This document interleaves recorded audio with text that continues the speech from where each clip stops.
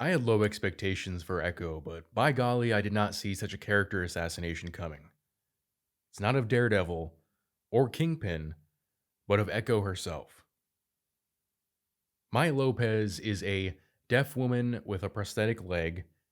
She's Native American and she has the ability to draw on the intergenerational trauma of her ancestors in order to get superpowers. Now, I'm being slightly facetious with that last one, but it's more or less correct. Her superpower, if you can call it that, is to draw on centuries of girl power. And I say that because it seems confined to the women of her lineage. This character is the white liberal's wet dream.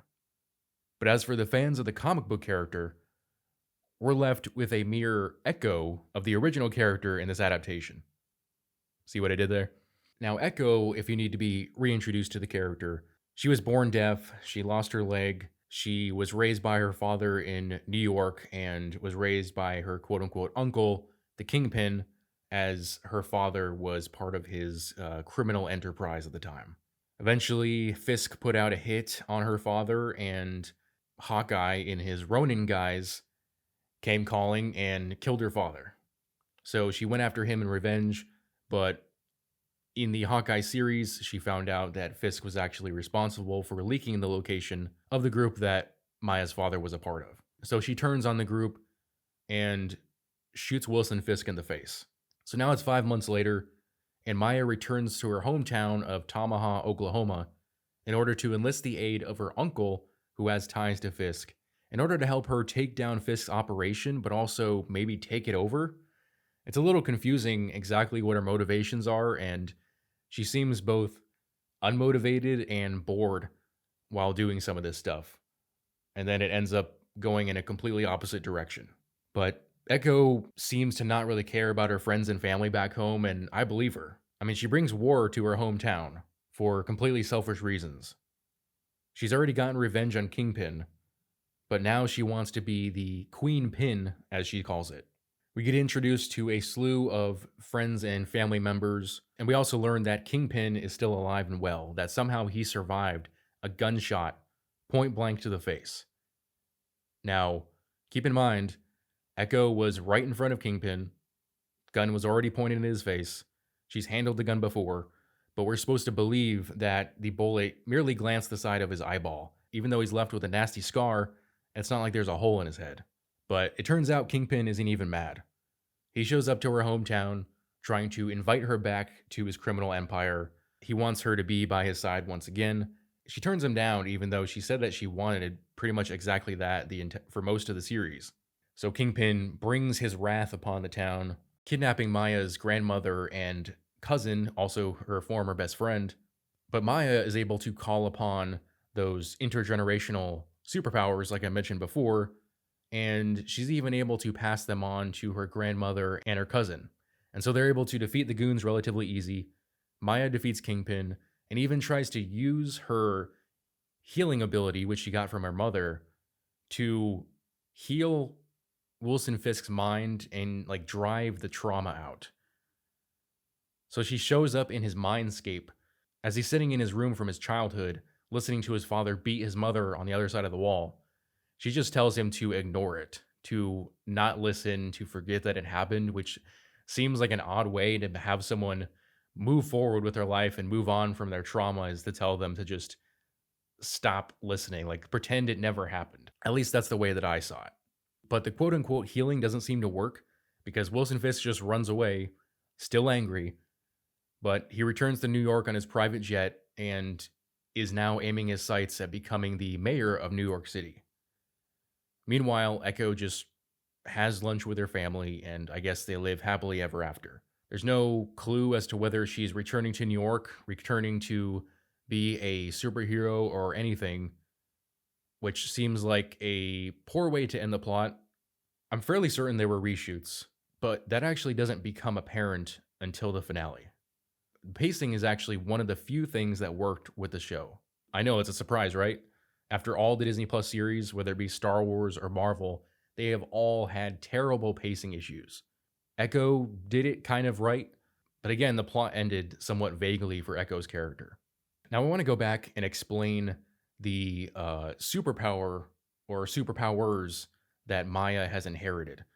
So, in the beginning of the first episode, we are shown the Choctaw creation myth, where her people arose from clay from what is known as the Great Mound, except the creation myth also included a swirling blue whirlpool, which looks very similar to the one from the episode of What If that featured Kahori. And I mentioned in my review of that episode that that was likely setting up something in the Echo series.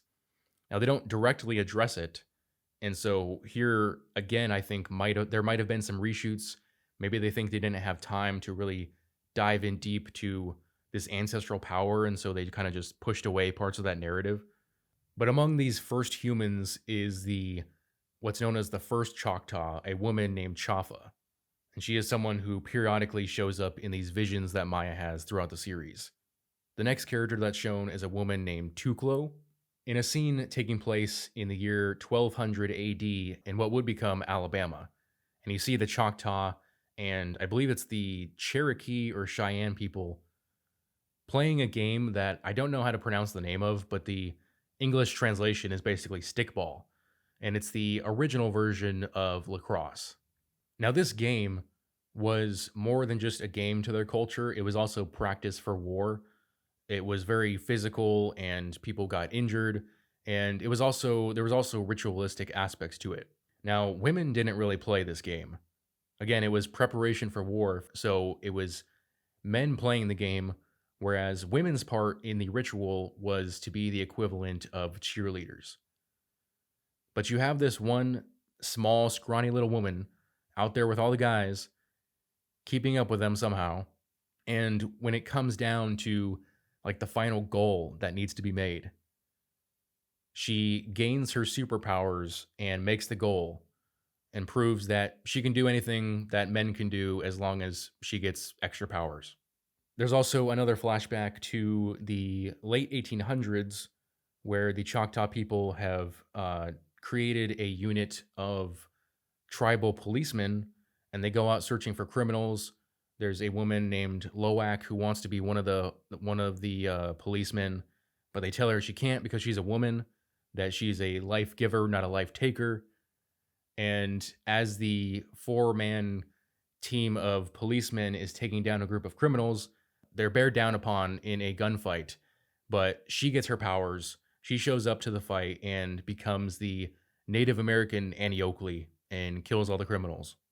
And then the final source of flashbacks before Maya finally like gains her full powers is actually her mother, Taloa, who it turns out had the ability to heal. Now this is pretty crazy because they don't reveal this until like the end of the fourth episode or the fifth episode. And it seems like a pretty big deal that Maya saw her mother heal a bird when she was a child. Like it seems like a pretty big deal that your mother had literal magic powers before, and this was before even Iron Man debuted himself. So this was before people knew about Thor and the Hulk and all that. She had straight up magical abilities, and it's never mentioned, not in the Hawkeye series, not in Echo until the very end. And so these ancestors basically pass down their power from woman to woman, and for some reason, Maya is chosen as the current day avatar or vessel or what have you.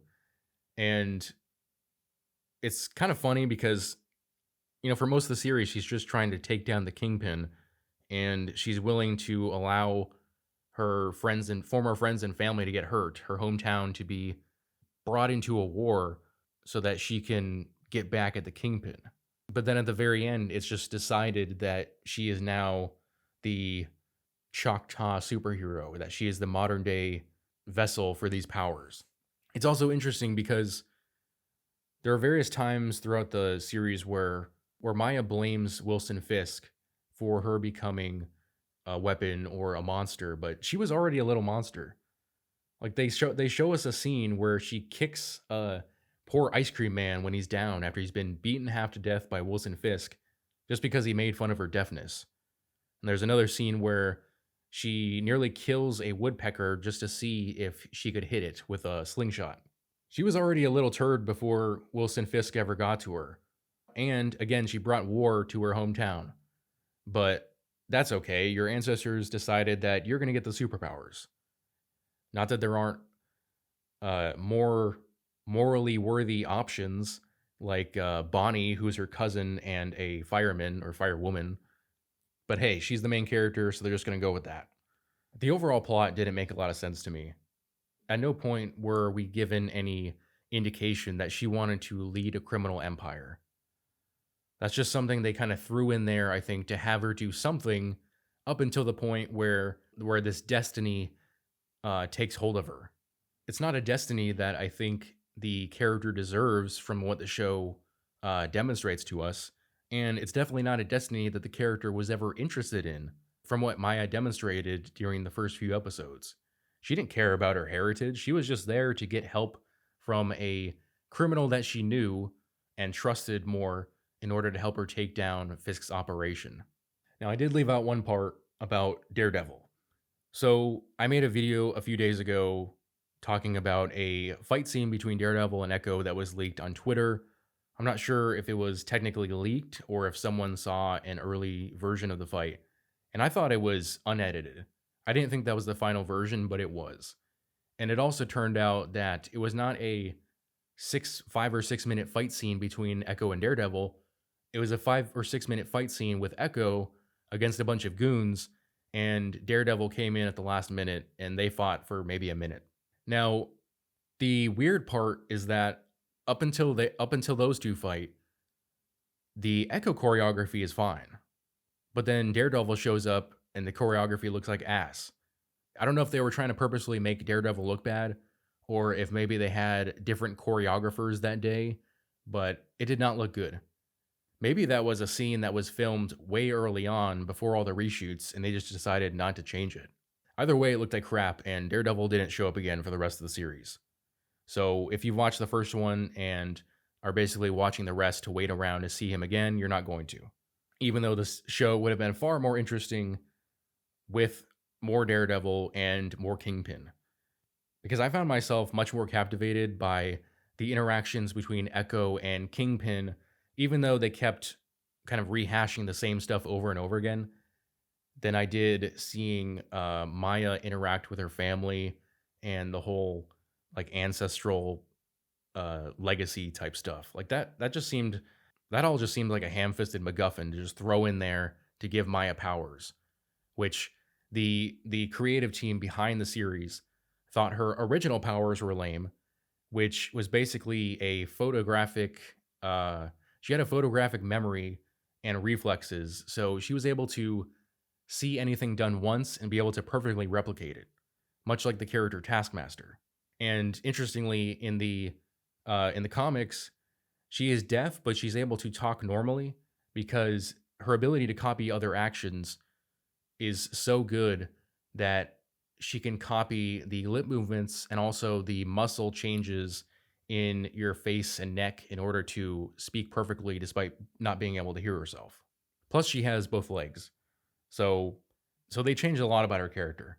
Physically, character-wise, in terms of her history. Although with Kingpin, they kept a lot of the stuff that was given to us about his origin in the Daredevil series from Netflix. So I'm not sure if they're making that series canon or if they just took the parts that worked and are going to kind of rewrite it during the Daredevil Born Again series. Now, as a Marvel property, this wasn't very Marvel superhero-y. There wasn't much superheroics going on. It was fairly grounded. Um, it also was pretty mediocre for an action drama. Like if you're looking for an action drama, especially one that involves like a criminal organization, there are so many options out there and so many better options. If you're looking for a superhero story, again, there are so many better options. If you're looking for a Native American story, there's not as many options, but I'm pretty sure there are still better options. In trying to give the audience a little bit of everything, I think they didn't give us enough of anything. I think they really need to figure out how to focus on one genre or the other. You can't tell 3 stories in one and expect it to work. I mean, Secret Invasion completely failed at trying to be a grounded and take itself serious story as well as a superhero adaptation. And I think Echo hardly did any better. And it's better only because they weren't trying to adapt a specific story from the comics. I mean, this whole like foray into the criminal underworld and utilizing people from her hometown didn't happen in the comics. This is a different origin story for the character. The mature rating, um, I mean, if you watch the Netflix series, it's basically the same stuff. More blood, violence. There was a fair bit of nudity though at the beginning, which I was surprised by. Like, despite the mature rating, I did not expect that much nudity to ever be associated with the MCU. So if you're into that, there's a little bit of that at the beginning. But overall, it somehow didn't even meet my expectations, which were already fairly low. Outside of the character assassination of Echo, which I'll get into in a little bit, you kind of get your run of the mill characters. There's the dumb sidekick, a guy named Biscuits, who is the cousin of Echo. You have the uh, friend who was left behind in Bonnie. You have the criminal uncle. Um, you got the grandma and the grandpa. The grandpa, Scully, was actually my favorite character because he just acts like a real dude. Other than that, there's not really any noteworthy characters. There's sort of a secondary villain, but he's easily forgettable. I don't even remember his name. He was just some like generic skeevy looking white dude crime boss.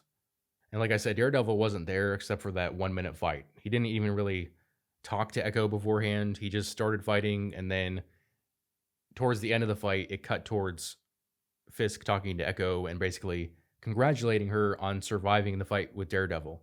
Which, looking back, is kind of odd that she was able to hold her own when she doesn't have her comic book ability of photographic reflexes.